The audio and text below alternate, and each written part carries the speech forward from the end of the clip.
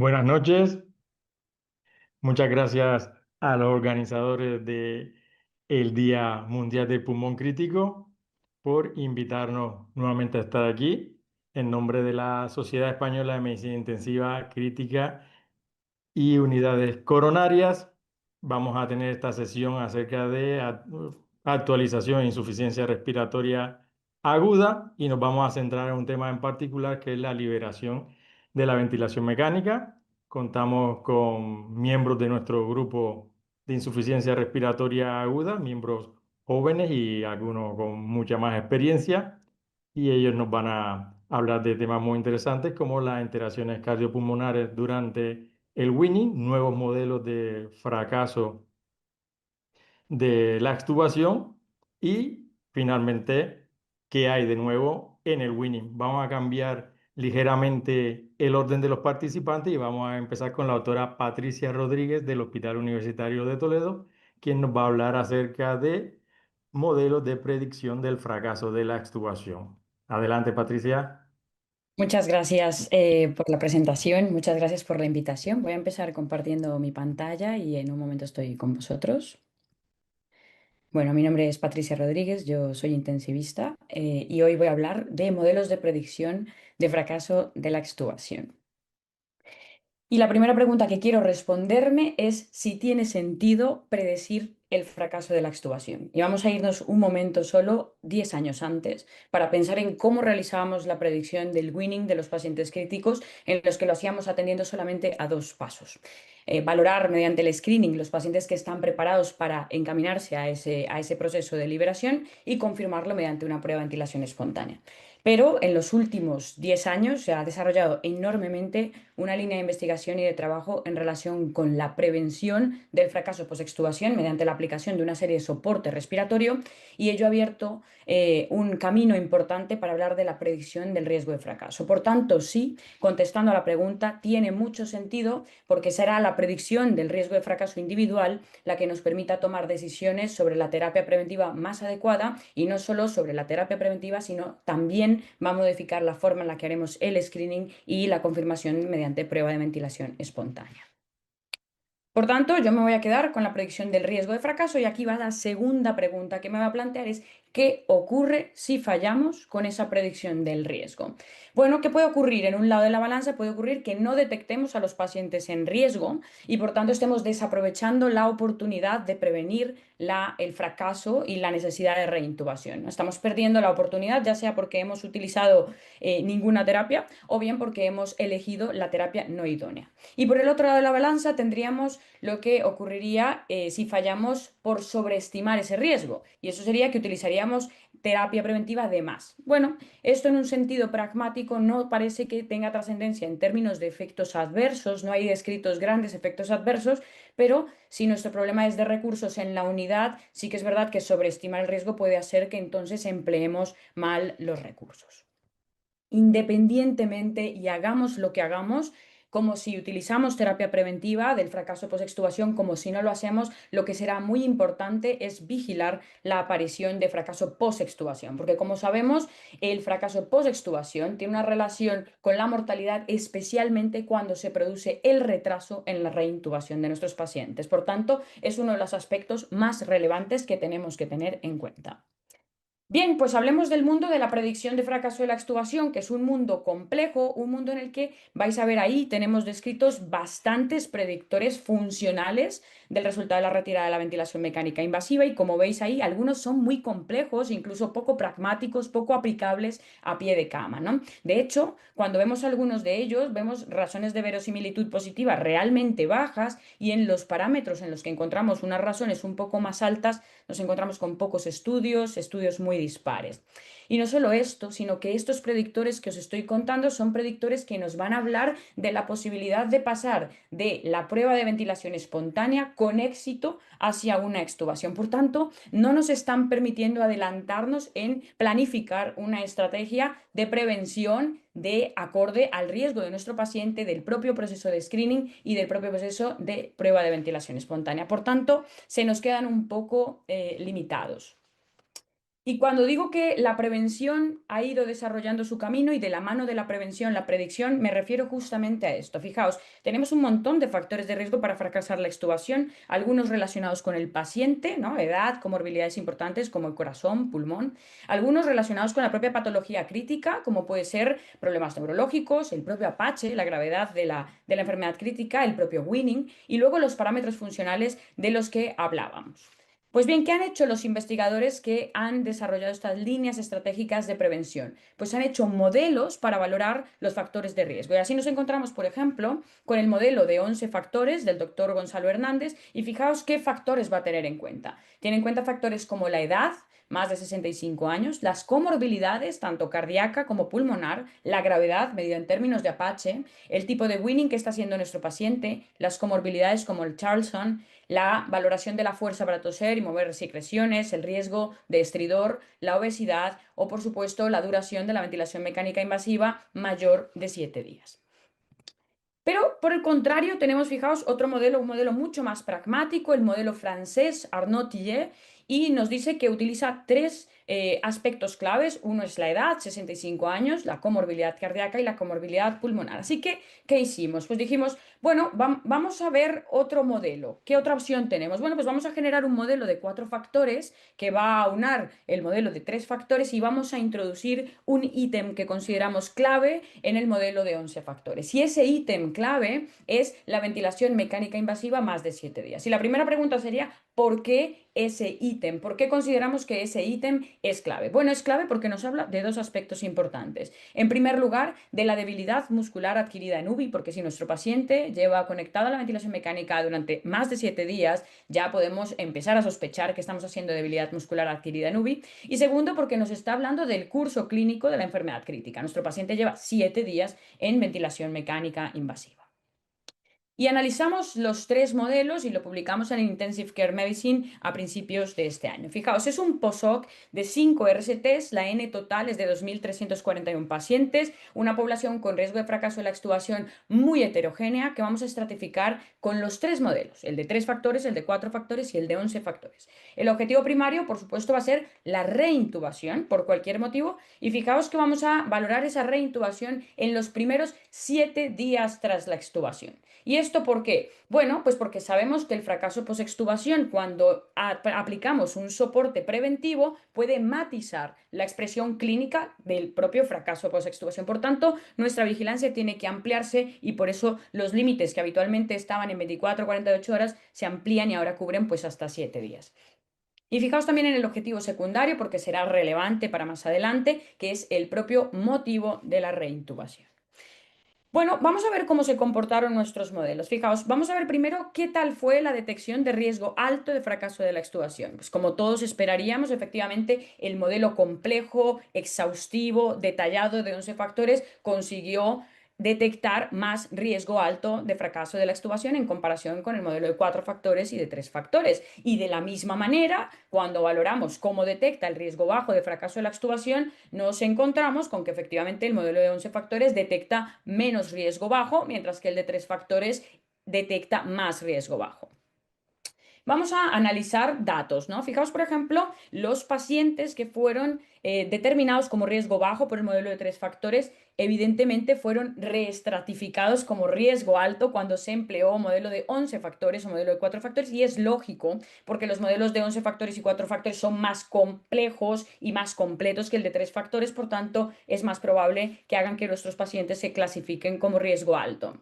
Pero quizás este es el dato que puede sorprendernos, es que fijaos, los pacientes clasificados como riesgo bajo por parte del modelo de 11 factores fueron restratificados como riesgo alto por parte de modelos menos complejos, como puede ser el modelo de 4 factores y 3 factores. Y esto es interesante.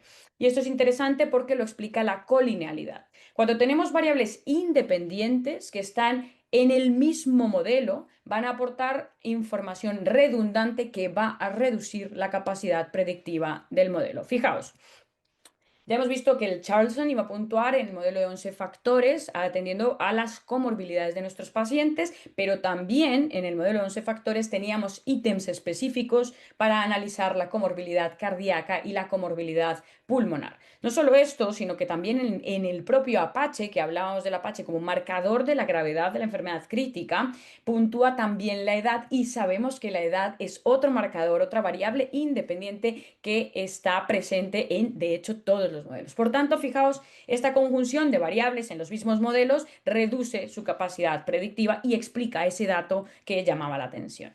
Bueno, vamos a ver cómo se han comportado ahora los modelos en relación con el riesgo y la reintubación. Bueno, fijaos, el modelo de 11 factores que predijo un riesgo alto, el que mayor riesgo alto propuso, en esa población de riesgo alto, fijaos, requirieron reintubación hasta el 84% de los pacientes, por lo cual acertó, ¿no? Dijo, tienen riesgo alto y van a acabar reintubados, ¿no? Y por el contrario, fijaos, en el grupo de pacientes con riesgo bajo, en cambio, tenemos que efectivamente, como el riesgo bajo, no se reintubaron en una gran proporción, solo requirieron reintubación un 15,8% de los pacientes. En cambio, fijaos, el modelo de tres factores. El modelo de tres factores dijo que 1.016 pacientes tenían riesgo bajo y sin embargo requirieron reintubación de este bajo riesgo un alto porcentaje, ¿no? 37%. Bueno, cuando analizamos y comparamos la precisión diagnóstica de nuestros modelos, tenemos que quedarnos con datos que nos sirvan y vemos que en general los modelos tienen un buen desempeño de la sensibilidad. Y a mí me gusta hablar del valor predictivo negativo porque esta va a ser la utilidad que le veo en la práctica clínica a los modelos, porque cuando nuestros modelos nos digan que nuestros pacientes tienen riesgo bajo de fracaso de la extubación, entonces me los creeré, porque muy probablemente no van a requerir reintubación. El problema vendrá cuando nuestros modelos nos digan que el riesgo de fracaso de la extubación es alto. Y esto tiene que ver con los problemas de especificidad y falsos positivos que tenemos en nuestros modelos. Todos los modelos, como veis ahí, tienen valores predictivos positivos muy bajos. Esto quiere decir que yo de nuestros modelos me creo mucho cuando me digan que el riesgo es bajo, porque me creo ahí que no acabarán reintubados. Sin embargo, cuando me dicen que el riesgo es alto, puede existir una sobreestimación del riesgo de fracaso de la extubación y del uso de terapias preventivas. Bien, hemos visto cómo se comportan nuestros modelos y ahora quiero entender por qué. Y hay consideraciones interesantes que hacer a este respecto. Fijaos, en el estudio que os digo, hicimos un análisis de todas las variables que se desarrollaron con fracaso post-extubación. Y de nuestro modelo de 11 factores, fijaos cómo todos se relacionaron con fracaso de la extubación, excepto el riesgo de estridor. Y uno puede decir, pero ¿cómo puede ser que el riesgo de estridor no se relacione? Pues vamos a analizarlo. Pero antes de analizarlo, vamos a centrarnos en ese objetivo secundario para hablar de los motivos de reintubación de nuestra cohorte. Fijaos, el 23,5% de los pacientes requirieron reintubación por motivos no respiratorios. Esto es, necesidad de una intervención quirúrgica, presentar un coma no secundario a hipercapnia, es decir, que no fuese respiratorio, y el 19,5% presentaron un fracaso respiratorio relacionado con la vía aérea superior, ya fuese estridor, problemas de permeabilidad de la vía aérea o bien mal manejo de secreciones. Por tanto, si lo analizamos, realmente solo el 57% de los pacientes que requirió reintubación lo hizo por fracaso en la retirada de la asistencia ventilatoria. Y claro, siendo justos con nuestros modelos, con los modelos que hemos comentado, realmente su capacidad predictiva se basa únicamente en la detección de ese fracaso respiratorio de la retirada de la asistencia ventilatoria. No tienen capacidad para hablar de causas no respiratorias ni de la vía aérea. Y no solo esto, sino que cuando hablamos de capacidad predictiva, cuando hablamos de valores predictivos positivos y negativos, es absolutamente imprescindible atender a la prevalencia de los factores que queremos predecir. Fijaos, esta es la cohorte del estudio que os he presentado. En esta cohorte, la alteración de la permeabilidad de la vía aérea superior ocurrió solamente en un 6% de pacientes y si os fijáis, y como os dije antes, no tuvo una relación estadísticamente significativa. Por el contrario, el problema de la gestión de secreciones alcanzó un 14% de prevalencia y sí que tuvo una relación estadísticamente significativa con la reintubación, pero fijaos qué odds ratio más débil. Esto llama la atención. ¿Y por qué nos llama la atención? Bueno, pues porque cuando consultas las series bibliográficas más amplias, por ejemplo, Epstein en el 98 encuentra una prevalencia de fracaso derivado de la vía aérea superior de casi el 31%, pero es que otros autores como Javert, por ejemplo, en el 2018 encuentran una prevalencia de hasta el 50%. Por tanto, parece que en nuestra cohorte el fracaso respiratorio relacionado con la vía aérea superior no quedó bien representado y esto puede explicar por qué no obtuvo esa relevancia estadísticamente significativa. Bien, por tanto, siendo justos, nuestros modelos tienen una baja capacidad predictiva global. Esto es verdad, pero realmente en parte la tienen así porque están buscando predicción sobre un porcentaje realmente bajo de lo que supone el fracaso de la extubación. Solamente lo hacen en el fracaso en la retirada de la asistencia ventilatoria.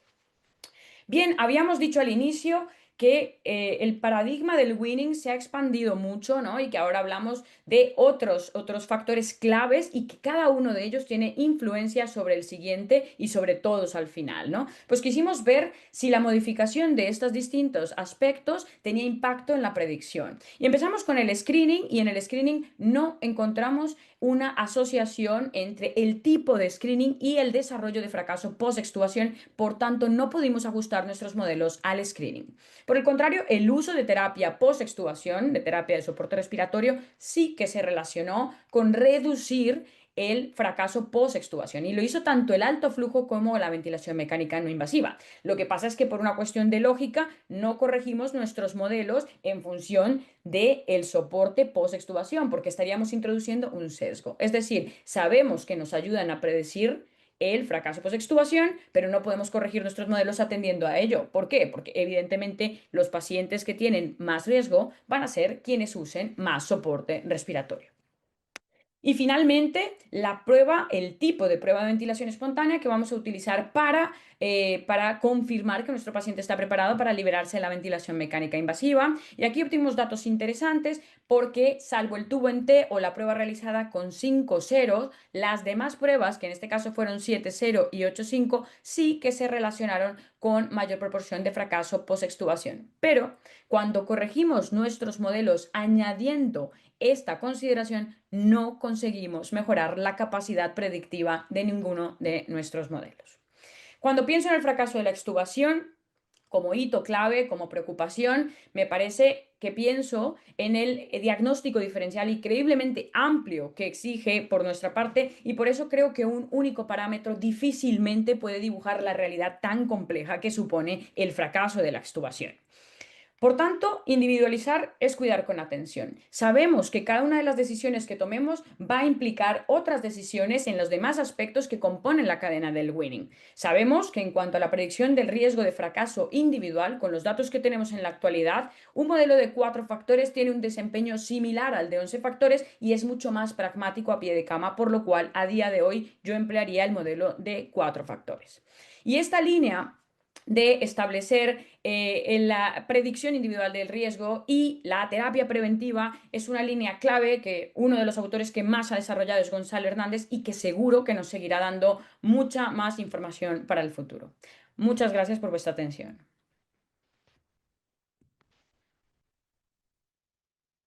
Muchas gracias, Patricia. Dejamos las preguntas para el final. Ahora a continuación, Ana María Joan del Hospital Universitario Fundación Jiménez Díaz nos va a hablar de las interacciones cardiopulmonares durante el winning. Adelante, Ana. Buenas noches, buenas tardes a todos. Voy a proceder a compartir mi pantalla.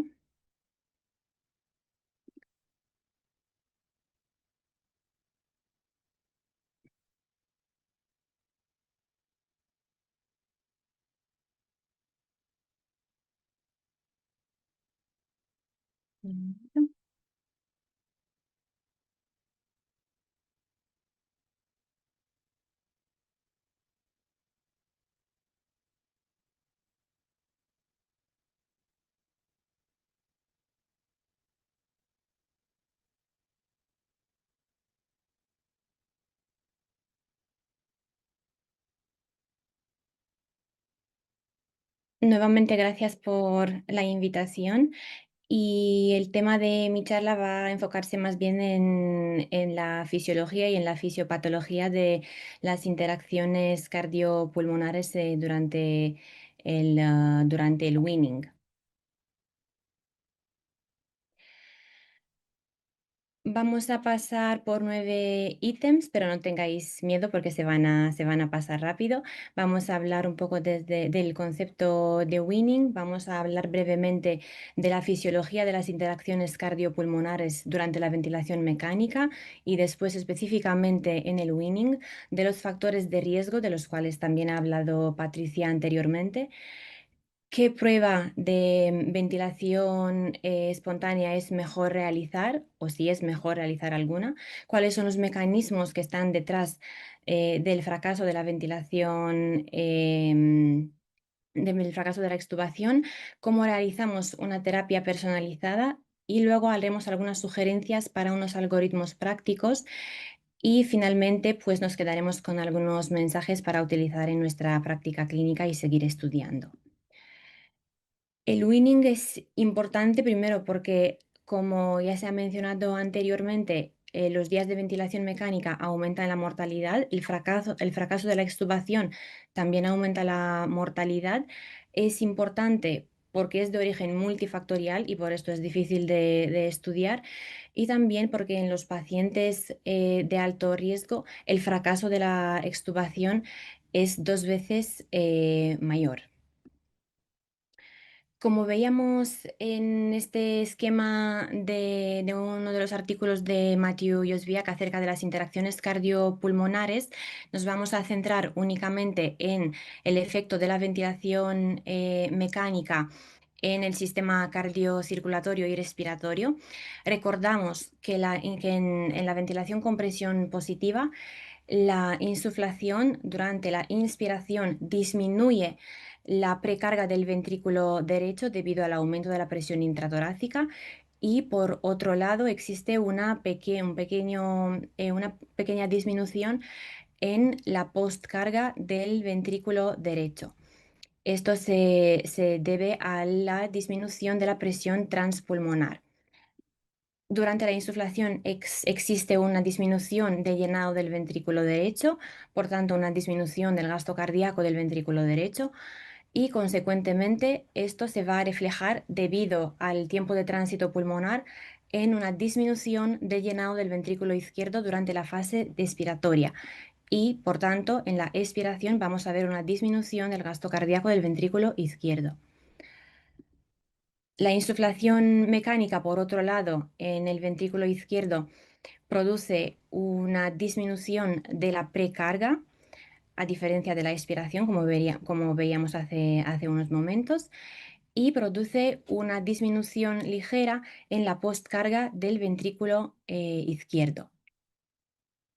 Habiendo visto la fisiopatología, la fisiología de las interacciones cardiopulmonares con con presión positiva, ¿qué es lo que ocurre cuando intentamos destetar al paciente de la ventilación mecánica y cuando iniciamos el proceso de weaning y por tanto el paciente ya empieza a tener esfuerzo inspiratorio espontáneo? Bueno, pues nos encontramos en esta situación en la que se produce una disminución de la presión intratorácica, el paciente va a tener un aumento del tono adrenérgico, va a presentar un mayor consumo de oxígeno y una disminución en la presión parcial de oxígeno, así como un aumento de la presión de CO2 y va a tener un trabajo respiratorio aumentado.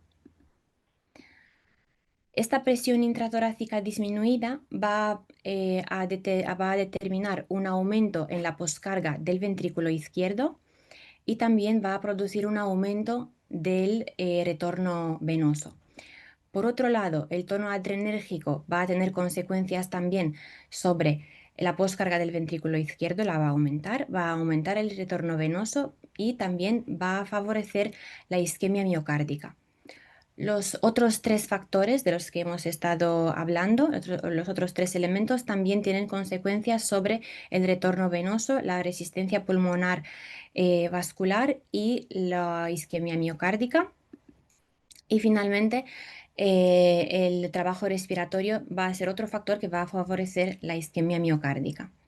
Estos tres elementos en conjunto van a tener más allá consecuencias. El aumento del retorno venoso va a producir un aumento de la precarga del ventrículo izquierdo.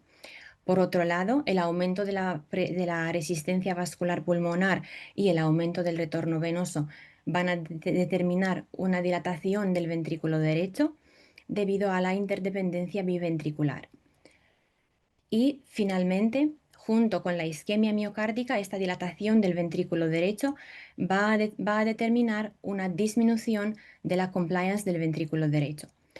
El aumento de la precarga y de la poscarga del ventrículo izquierdo, así como la disminución de la compliance del ventrículo izquierdo, van a producir un aumento de la presión al final de la diástole del ventrículo izquierdo, y este factor va a ser muy importante en lo que es el WIPO, el edema pulmonar inducido por el winning, y que va a ser una de las principales causas del fracaso de la extubación y que se basa pues, en las interacciones cardiopulmonares en el winning de la ventilación mecánica. Como Patricia mencionaba antes, los pacientes que más riesgo presentan para desarrollar WIPO son los pacientes que tienen EPOC, los pacientes que tienen cardiopatía de cualquier etiología y los pacientes obesos. Cuando empezamos el winning podemos escoger una estrategia u otra de preparación para la extubación. Los estudios es verdad que hasta el momento no han demostrado superioridad de la prueba de tubo en T sobre la prueba con presión soporte, con la ventilación con presión soporte. Sin embargo, la ventilación con tubo en T conlleva a un mayor esfuerzo para el organismo y un mayor esfuerzo tanto sobre el sistema respiratorio como el sistema circulatorio en el momento en el que realizamos la prueba de ventilación espontánea. Los pacientes que tienen mayor riesgo de desarrollar WIPO tienen tienen que hacer un mayor esfuerzo en este caso, y se ha visto que la prueba de tubo en T puede evaluarlos con más sensibilidad a la hora de evaluar la tolerancia que ellos tendrían al estar sin ningún soporte ventilatorio. Entonces, en estos casos, pues la literatura recomienda utilizar la prueba de tubo en T como una mayor prueba, como un mayor esfuerzo y una prueba de mayor fuerza para la extubación. Los mecanismos implicados en el WIPO realmente son multifactoriales. Hemos hablado del aumento de la presión de llenado del ventrículo izquierdo durante la prueba de ventilación espontánea. Los principales mecanismos involucrados son, desde luego, la hipervolemia y el balance hídrico positivo. Esas son las causas más frecuentes, pero no son las únicas. El WIPO, también como mencionaba Patricia anteriormente, suele aparecer en los primeros 5 o 10 minutos tras la desconexión del ventilador, y esto también pues, nos ayuda a diferenciarlo de otras causas de fracaso de la extubación, como puede ser la causa neurológica o la causa respiratoria. Por otro lado, pues aunque clásicamente el diagnóstico del WIPO se ha realizado midiendo la presión en las cavidades cardíacas mediante cateterismo cardíaco con un catéter de arteria pulmonar. Actualmente la ecocardiografía es muy útil, es una herramienta que tenemos a pie de cama y que podemos utilizar fácilmente, un método no invasivo. Y esos pacientes que tienen alto riesgo de desarrollar WIPO, se ha visto que tienen un aumento de la ratio E', presentan disminución de la fracción de eyección del ventrículo izquierdo y también presentan disfunción diastólica. Como mencionaba antes, la hipervolemia y el balance hídrico positivo no son las únicas causas de fracaso de la extubación.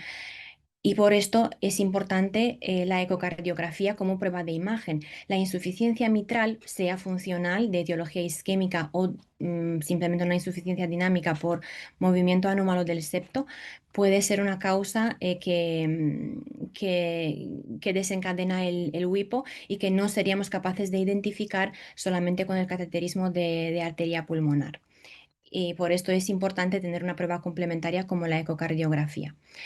En los pacientes que tienen patología respiratoria previa, como puede ser la EPOC, o pacientes que tienen dilatado el ventrículo derecho, la prueba de ventilación espontánea puede producir elevaciones en la presión de llenado ventricular izquierdo por la interdependencia ventricular, como veíamos al principio en nuestra diapositiva acerca de la fisiopatología.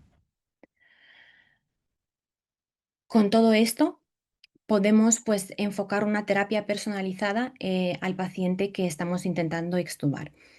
En este caso vamos a poner un ejemplo práctico, es un ejemplo de uno de los artículos recientes de Philippe Vignon. Él propone, pues, en el caso de su paciente, se realiza una prueba de tubo en T para la preparación de la extubación y se realiza, pues, una ecocardiografía transesofágica. Este paciente es un paciente que fracasa la prueba de tubo en T, después es nuevamente sedado y al realizarse la ecocardiografía transesofágica se ve que tiene las velocidades transmitrales aumentadas. Tiene una la velocidad de la onda E es de 100 y la media de la EE' 17. Son unas velocidades aumentadas. Entonces, en este caso, se ha decidido tratar el paciente porque se ha visto que además de esas velocidades aumentadas, el paciente ha desarrollado hipertensión. El motivo por el que el paciente estaba ingresado era disfunción ventricular de etiología isquémica. El paciente se ha optimizado con vasodilatadores y diuréticos. Y posteriormente a la terapia, pues se ha realizado una nueva ecocardiografía. Y al realizar unas nuevas mediciones, se ve que las velocidades han disminuido respecto a las velocidades que se habían visto al fracasar la primera prueba de tubo en T. Y con estas nuevas velocidades medidas con la terapia optimizada, se decide realizar una nueva prueba de ventilación espontánea, una nueva prueba de tubo en T.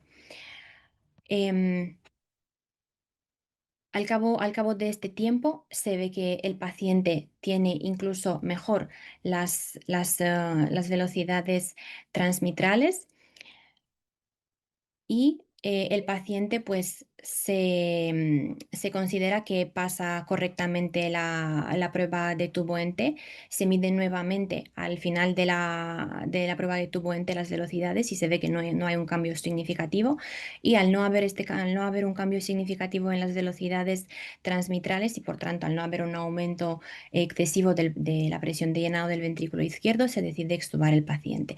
Y este es pues un ejemplo en el que utilizando la ecocardiografía durante la prueba de ventilación espontánea se puede optimizar la terapia del paciente para optimizarlo de cara a la extubación.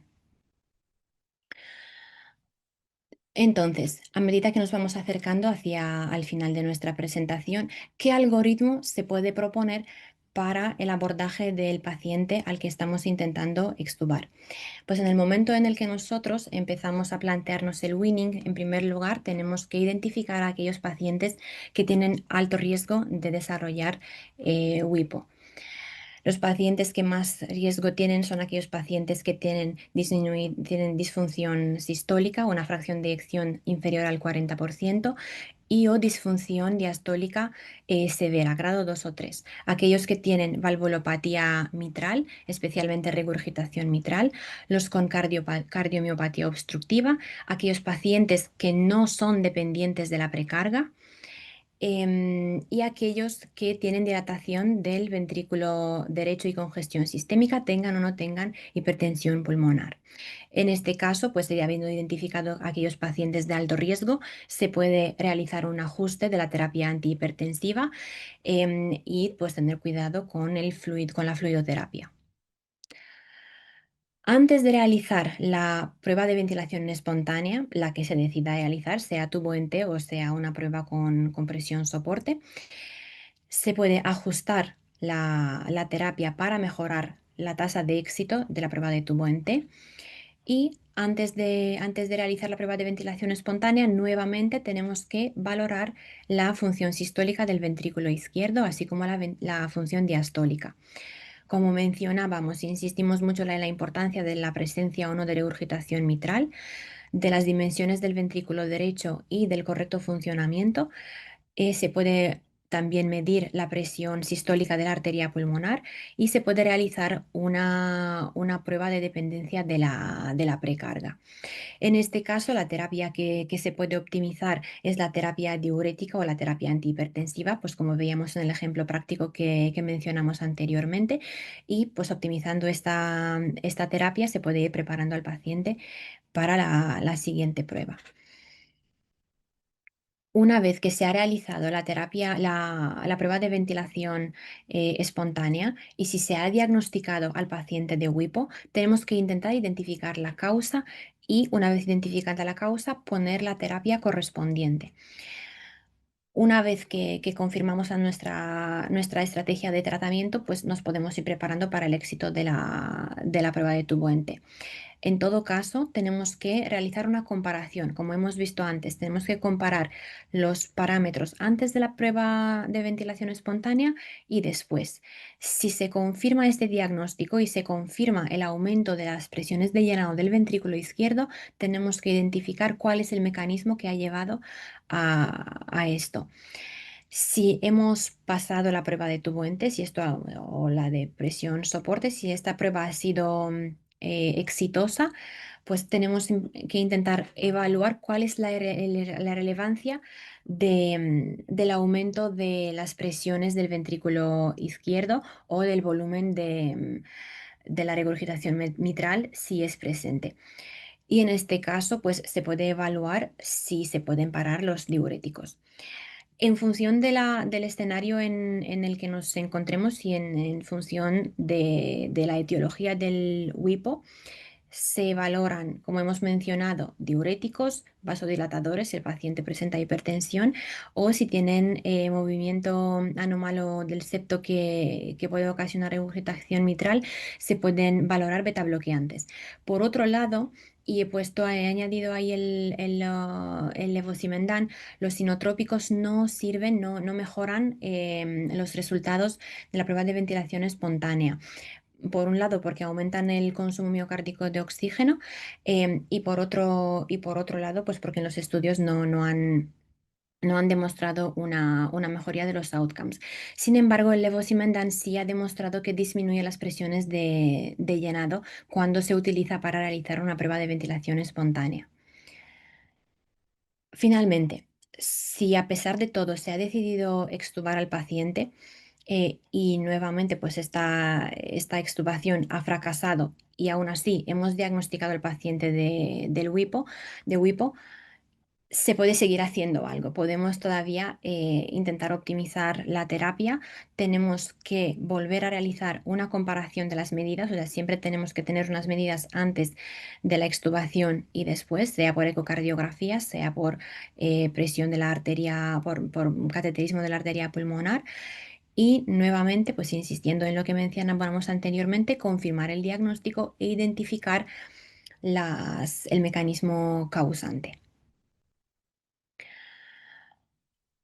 Las conclusiones a las que podemos llegar después de esta presentación son que la respiración espontánea puede desencadenar WIPO, edema pulmonar inducido por el winning, por sobrecarga del aparato cardiorrespiratorio.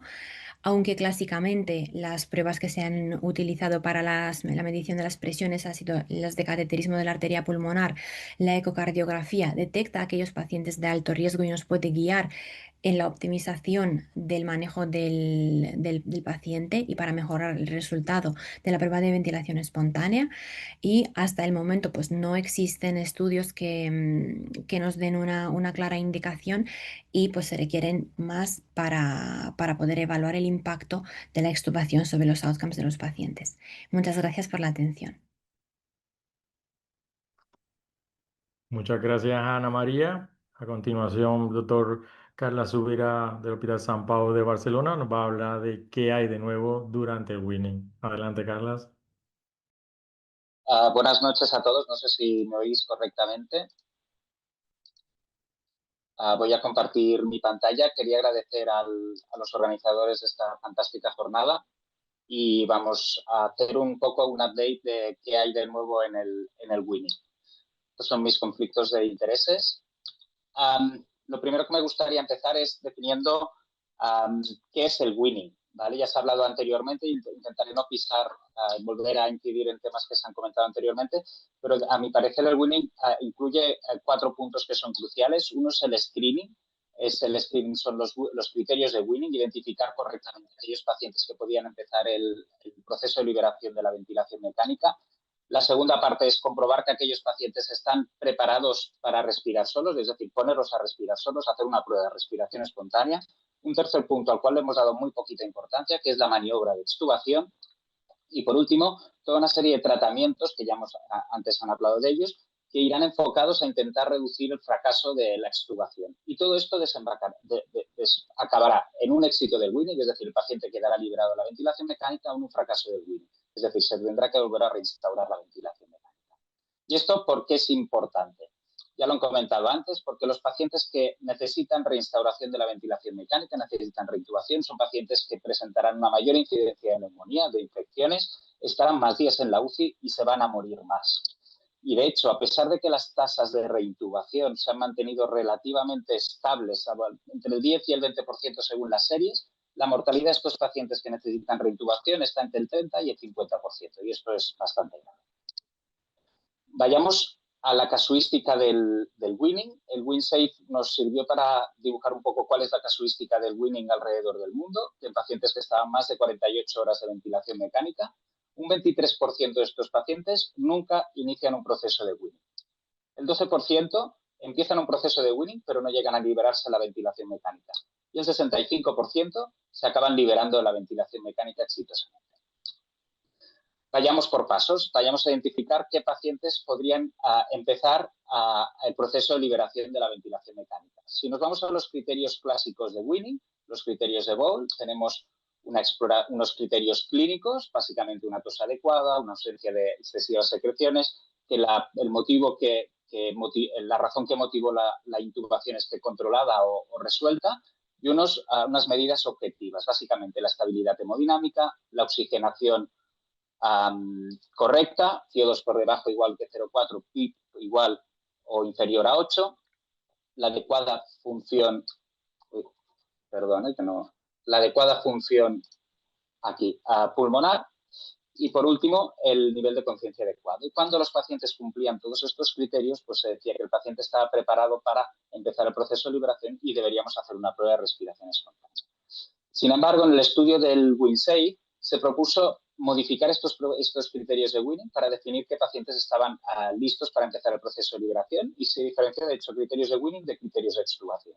Criterios de winning se considera una CO2 inferior a 0,5, una PIP inferior a 10, bajas dosis de vasopresores y que no estuviesen bajo perfusión de bloqueantes musculares.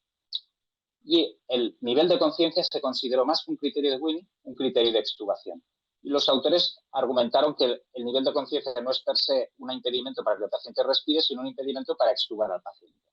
Esto creó cierta controversia, porque sí que podemos estar de acuerdo que una sedación excesiva nos va a alargar el tiempo de ventilación mecánica y posiblemente el tiempo de winning, pero todavía no tenemos evidencia suficiente para decir que podemos empezar el proceso del winning en aquellos pacientes que no están preparados para estar extubados. Es decir, y esto incluye el bajo nivel de conciencia. Y, de hecho, estos criterios más conservadores y agresivos los estudió el colega Gonzalo Hernández en este artículo. Lo que hizo fue randomizar a los pacientes en hacer un screen agresivo, CO2 0,5, PIB de 10, ratio PF por encima de 180 versus los criterios más conservadores, ¿no? Los criterios de Boltz, CO2 0,4, PIB de 8, PF por encima de 150. Lo primero que vieron es que las tasas de reintubación en un screening agresivo y en un screening conservador fueron muy similares, con un fracaso respiratorio post-extubación muy similar, pero el tiempo hasta la extubación fue más largo en aquellos pacientes que habíamos sido más conservadores a la hora de iniciar el winning en comparación a aquellos que habíamos sido más agresivos a la hora de iniciar el winning. Ahora hemos identificado bien a nuestros pacientes, hemos hecho el screening, pues vamos a probar si nuestro paciente es capaz de respirar solo. ¿Cada cuánto tenemos que probar si el paciente es capaz de respirar solo? ¿Cada cuánto tenemos que hacer las pruebas de respiración espontánea? Pues ya hace tiempo que sabemos que al menos lo tenemos que hacer una vez al día, porque esto lo que hace es reducir la duración del winning. Ahora bien, ¿lo tenemos que hacer más una vez al día? En este clinical trial de reciente publicación, randomizaron a los pacientes a hacer una sola prueba de respiración espontánea versus hacer más de una prueba de respiración espontánea al día. Y lo que vieron es que hacer más de una prueba de respiración espontánea al día no solo acortaba el tiempo de weaning, sino que lo alargaba. Es decir, igual con una vez que lo probemos al día es suficiente. Y vayamos en el tema controvertido, ¿no? ¿Existe una prueba de respiración espontánea mejor que otra? Mi anterior, la speaker anterior ha estado hablando mucho de esto y, de hecho, en algunas cosas le doy la razón. Si uno se fija en la fisiología, nosotros sabemos que el trabajo respiratorio que hacemos cuando se respira en presión soporte con PIP es menor que el trabajo respiratorio que cuando se respira en presión soporte sin PIP y es menor que el trabajo respiratorio que cuando se respira en TUVT. Es más, el trabajo respiratorio en TUVT es prácticamente el mismo trabajo respiratorio que después de la extubación. Y, de hecho, en este metaanálisis que se incluyeron los estudios que miraron el trabajo respiratorio en diferentes pruebas de respiración espontánea, concluyeron que hacer la prueba de respiración espontánea en presión de soporte minimizaba el esfuerzo del paciente en comparación al TUVT. Y, por tanto, posiblemente la mejor prueba de respiración espontánea es aquella que mimetiza mejor la situación en la que se va a encontrar el paciente después de la extubación, es decir, aquella que es no asistida, presión soporte de 0, PIP de 0, o lo que es lo mismo el TUVT. Pero ahora bien, vayamos a los clinical trials a ver qué encontramos. Primer clinical trial que compara presión soporte y TUVT como prueba de respiración espontánea, del doctor Andrés Esteban, año 97. Lo que vieron es que hacer las pruebas de respiración espontánea en presión soporte se conseguía extubar a más pacientes, el 86% versus el 78% en TUVT. Sin embargo, el outcome principal, que fue successful extubation, no consiguió una diferencia significativa. Más recientemente, en el 2019, hicimos un clinical trial que lo que hicimos es, comparemos dos técnicas de respiración espontánea muy opuestas. Una que sea muy demandante, TUVT durante 2 horas, y una que sea muy poco demandante, presión soporte de 8 durante 30 minutos. Y lo que vimos es un poco lo que ya vio el doctor Esteban, que cuando hacemos la prueba de respiración espontánea en presión soporte durante media hora, conseguíamos extubar a más enfermos que cuando hacemos la prueba de respiración espontánea en TUVT durante 2 horas. Y la tasa de reintubación de estos dos grupos se mantenía, era muy similar a las 72 horas, con lo cual el outcome primario, que fue la successful extubation a las 72 horas, fue superior al realizar una prueba de respiración espontánea en presión soporte de 8, PIP de 0 durante 30 minutos. Y, de hecho, en el estudio de Thiel, del New England, replicaron un poco el estudio solo en pacientes, antes hablaba Patricia, de alto riesgo, ¿no? Según los criterios de Thiel, a mayores de 65 años con enfermedad crónica respiratoria, enfermedad cardíaca crónica, hicieron todas las pruebas de respiración espontánea de la misma manera, es decir, en TUVT o en presión soporte, y lo que vieron es que en el outcome primario, que son los días vivos libres de ventilación mecánica a los 28 días, un poco difícil de decir, no vieron diferencias significativas entre los dos grupos. Sin embargo, cuando fueron a los outcomes secundarios, la incidencia de weaning simple fue mayor cuando se utilizó prueba de respiración espontánea en presión soporte cuando se utilizó TUVT. Es más, el weaning prolongado fue más frecuente cuando se hacían todas las pruebas de respiración espontánea en TUVT que cuando se hacían todas las pruebas en presión soporte. Y la probabilidad de estar extubado antes de los 7 días de iniciar el weaning era mayor haciendo las pruebas de respiración espontánea en presión soporte que haciéndolas en TUVT.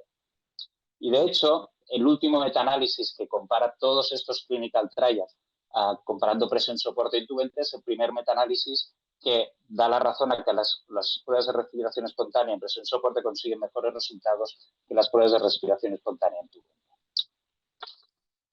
Vayamos al primer escenario. Hemos hecho la prueba de respiración espontánea.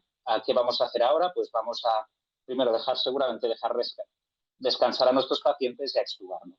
¿Vale? Dejar descansar a nuestros pacientes, supongo que conocéis este artículo de la doctora Fernández, que randomizó a los pacientes que habían tolerado la prueba de respiración espontánea a la extubación directa versus reconectarlos durante 1 hora al ventilador.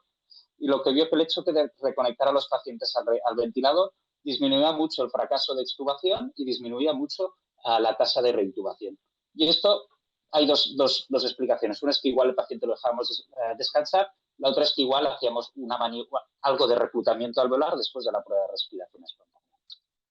Y en cuanto a la maniobra de extubación, que les hemos dado muy poca importancia, este grupo argentino se preguntó si podían haber diferencias entre hacer una maniobra de extubación con succión continua cuando se realizaba dicha maniobra o manteniendo una presión positiva en el ventilador. Y en este estudio de seguridad vieron que al menos extubar a los pacientes manteniendo una presión positiva en el ventilador era tan seguro como extubar a los pacientes con succión continua a través del pecho. Y nosotros ahora hace poco hemos cerrado un estudio que lo que hacemos es justamente valorar si hacer una técnica de weaning, encabiendo el weaning en la prueba de respiración espontánea y la maniobra de extubación, que intente preservar el volumen pulmonar durante todo el proceso, pues un soporte de 8, PIB de 5 como prueba de respiración espontánea y extubar al paciente con presión positiva, puede resultar en un mejor resultado que hacer un estándar of care, que serían 30 minutos de presión soporte de 8, PIB de 0 y una extubación con succión continua. Y lo que hemos hallado, esto está presentado en algunos congresos, pero todavía no publicado, es que no hay diferencias significativas entre los dos grupos en cuanto a las tasas de éxito de la extubación a las 72 horas, intentando preservar el volumen pulmonar. Y una vez hemos extubado al paciente, ahora empezaremos pues, el tratamiento profiláctico, que antes ha estado también hablando Patricia, con el alto flujo y la ventilación invasiva. Sabemos que en pacientes de bajo riesgo, utilizar alto flujo en comparación con oxígeno convencional nos reduce la necesidad de reintubación. Y básicamente porque seguramente el motivo de reintubación de los pacientes cuando utilizamos alto flujo mayoritariamente es el mal manejo de secreciones. Es decir, seguramente el alto flujo nos ayuda a manejar mejor esas secreciones. Y de hecho, cuando comparamos en pacientes de alto riesgo, alto flujo versus ventilación invasiva, no se hallaron diferencias entre los dos grupos, pero Arnautil hizo un segundo estudio que dijo, ¿por qué comparar uno contra el otro? ¿Por qué no hacemos algo que sea mixto, que sea alto flujo versus no invasiva, alterno con alto flujo? Y lo que consiguió es que en aquellos pacientes de alto riesgo que se les había aplicado alto flujo, ventilación no invasiva, alterno con alto flujo, pues habían tenido una menor necesidad de reintubación que aquellos pacientes que solo se había utilizado alto flujo.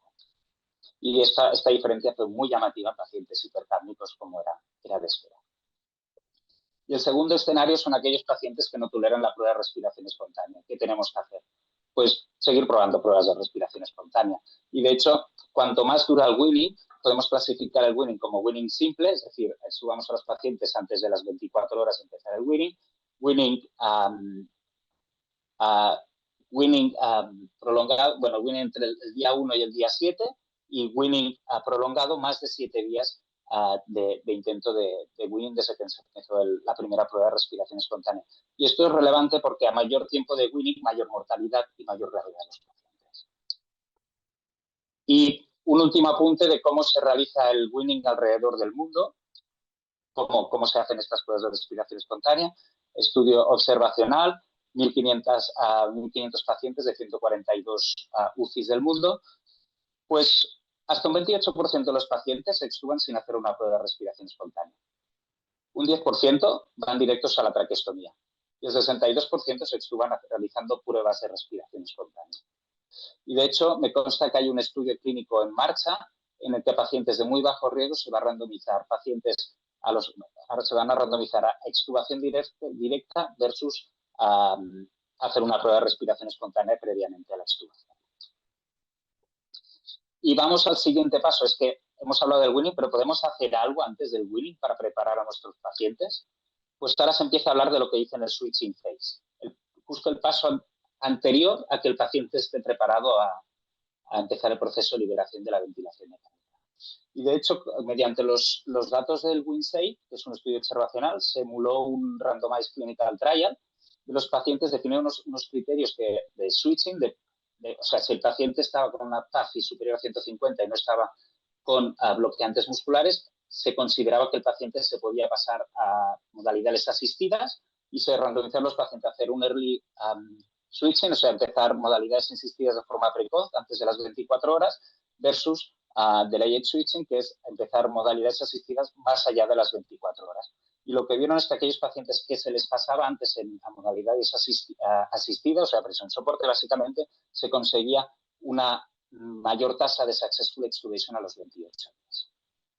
Y ya para terminar, mi recomendación es que el weaning debe estar protocolizado. El weaning no es un arte y tenemos que tener muy claros todos los pasos, que tenemos que hacer un screening correcto, probablemente más agresivo de lo que veníamos haciendo hasta ahora, que tenemos que realizar pruebas de respiración espontánea, tener claro que pruebas no asistidas, TUNT, presión soporte cero, PIB de cero, son las más fisiológicas, pero la evidencia sugiere que seguramente la presión soporte tiene mejores resultados clínicos, que tenemos que estratificar el riesgo de los pacientes, como ha dicho Patricia, para aplicar tratamientos que nos ayuden a disminuir la incidencia de reintubación y que pensemos un poco en cómo hacemos la prueba de la maniobra de extubación de nuestros pacientes. Y en cuanto a investigación futura, igual tenemos que empezar a pensar cómo prepararemos nuestros pacientes antes de llegar a esta fase de clínica.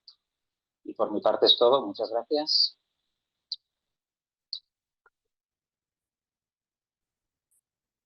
Muchas gracias, Carles.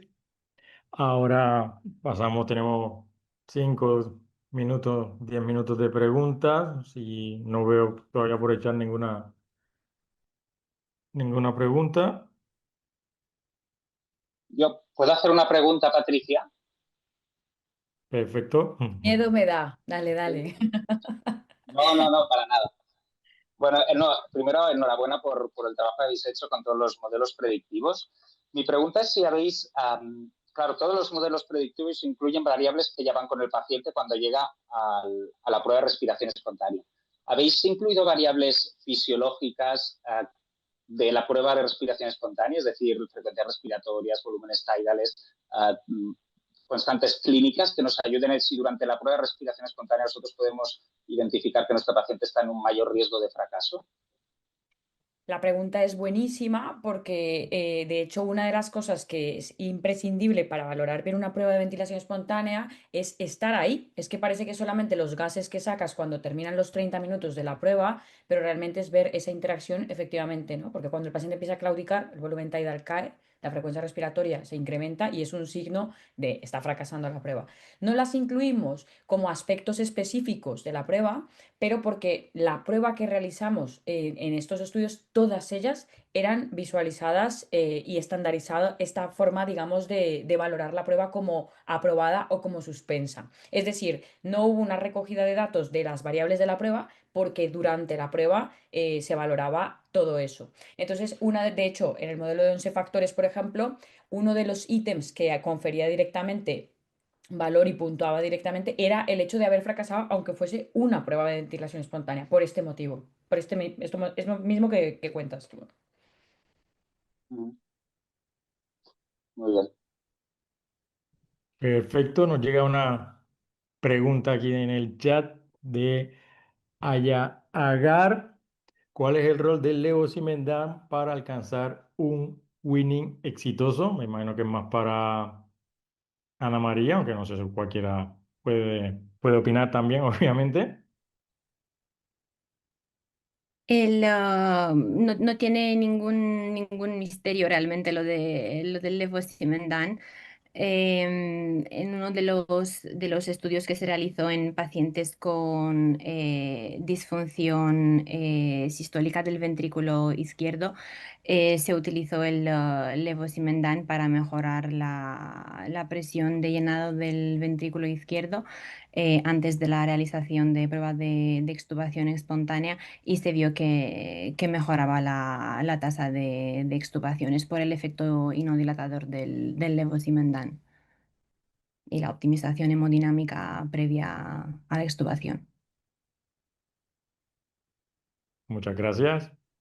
Yo creo que está respondida la pregunta. Nos llega otra pregunta y es si el uso de la cánula de alto flujo ha superado al uso de la ventilación no invasiva post-extubación.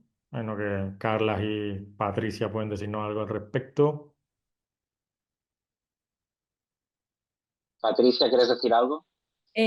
Todo depende del riesgo, ¿no? Claro, decir que ha superado o no, yo te diría, depende, ¿qué paciente? ¿Qué grupo de pacientes, ¿no? En pacientes con bajo riesgo, tal y como decía Carles antes, el alto flujo va fenomenal. ¿Para qué le vas a poner una no invasiva? Pero en pacientes de alto riesgo, ya no es que uno sea superior a otro, era lo que el estudio que comentabas de TIL, es que la conjunción entre no invasiva y descanso con alto flujo es superior a no invasiva solo. Entonces, más que el hecho de pensar en una estrategia superior a otra, es una estrategia para qué grupo de riesgo. Es decir, depende de si tu riesgo es bajo, intermedio, alto o muy alto, ¿no? Yo entiendo esto así. No sé Carla, si las algo que aportar o contento con lo que nos dice Patricia? Sí. Um, y Patricia, igual estos pacientes que has empezado haciendo profilaxis con alto flujo, ¿qué piensas de hacer una escalada luego a ventilación invasiva porque no la acabas de ver del todo fino al paciente? En esto me encantará los resultados del Ventilo Trial, que va a ser súper interesante, que es justamente este gap de conocimiento que tenemos de, oye, ¿se puede tratar el fracaso post-extubación? Porque es una de las cosas que da miedo, ¿no? Decir, si retraso la reintubación, incremento la mortalidad. Jo, pero es que hay pacientes que lo mismo se benefician de esta estrategia justo de escalar de alto flujo a no invasiva y hacer un trial cortito, muy monitorizado y demás. O sea que creo que el ventilo trial será fundamental para contestar esto. Mm, Perfecto. Y ya para terminar, yo creo que la pregunta no iba para ahí, pero a lo mejor se puede complementar, Ana, si al final el fracaso de la extubación es por insuficiencia cardíaca. ¿Tiene algo que aportar a la pregunta de ¿sería mejor no invasiva o alto flujo?